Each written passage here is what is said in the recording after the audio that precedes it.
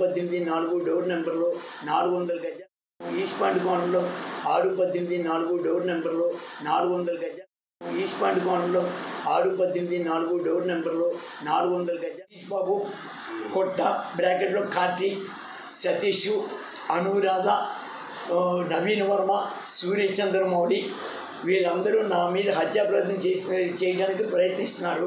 ఆస్తి నా పేరు ఉండటం వలన, వాళ్ళ ఆస్తి వాళ్ళు అమ్ముకోవడం వలన, వాళ్ళు నా ఆస్తి తీసుకోవడం కోసం నా మీద హత్యా ప్రయత్నం జరుగుతున్నాయి. పూర్వం నా దగ్గర 7 సంవత్సరాల 3 నెలలు పోలీస్ బీట్ బుక్స్ ఉన్నాయి. ఆ పోలీస్ బీట్ బుక్స్ ఉదయం మధ్యాహ్నం సాయంత్రం వచ్చి నా పోలీసు వాళ్ళు సెల్ఫీ దిగి నా యోగక్షేమాలు కనుక్కున్నారు. గత 3 సంవత్సరాలు. నా పేరు రమేష్ చంద్రరాజమ్మ. ప్రాబ్లం అంటే ఈస్ట్ పాయింట్ కోణంలోనే నాది హౌస్ డెవలప్మెంట్కి ఇచ్చాను.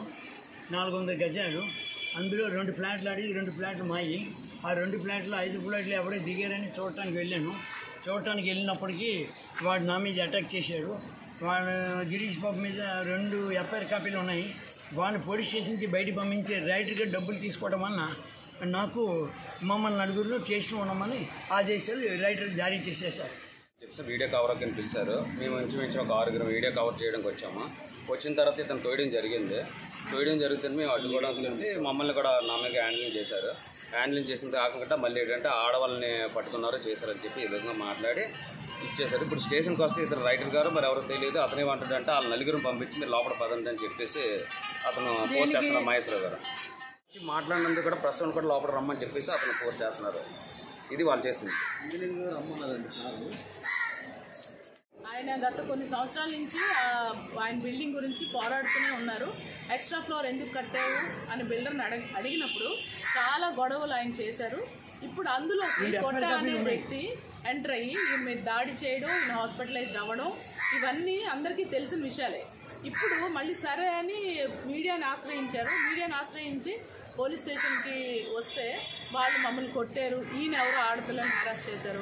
కొంచెం పోలీసు వాళ్ళకి చెప్పడానికి కూడా బాగుండాలి. ఒక ఈ ఏజ్లో ఉన్న పర్సన్ 70+ పర్సన్ ఒక ఆడపిల్లని ఏం చేస్తారు అదొకసారి మనం గమనించాలి.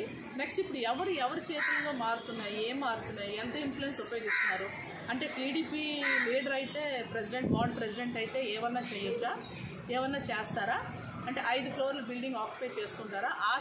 ఆస్తికి హక్కు ఉన్న అతను రమేష్ గారు, ఆయనకి ఇవ్వకుండా ఎవరెవరో హ్యాండిల్ చేసుకొని ఇన్ని రోడ్డు మీదకి తోసేసి తినడానికి తిండి లేకుండా కూడా చేశారు.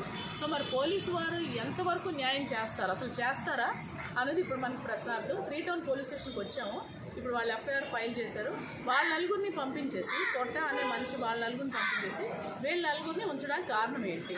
ఇప్పుడు మేము ప్రశ్నిస్తే ఇప్పటికిప్పుడే మళ్ళీ సిఐ గారు హెడ్ కానిస్టేబుల్కి ఎవరికో ఫోన్ చేసేసి సాయంత్రం రమ్మంటున్నారు. సిఐ గారు సీఎం సెక్యూరిటీలో ఉన్నప్పుడు ఆయన ఎలాగొస్తారు ఇప్పుడు అదని మేము ప్రశ్నిస్తే ఇప్పటికిప్పుడు మళ్ళీ వర్షన్ మారిపోయింది. సో ఇది ఇక్కడ ఎలా జరుగుతుంది, ఇక్కడ ఎంతవరకు న్యాయం జరుగుతుందని మనం చూడాలి. యాక్చువల్గా ఇక్కడైతే కంప్లీట్ అంత ఫ్రాడ్ జరుగుతుందని మనకు క్లియర్గా అర్థమైపోయింది. సో ఇది స్టేట్ మళ్ళీ లేటెస్ట్ అప్డేట్స్తో వస్తాం. టీవీ 4.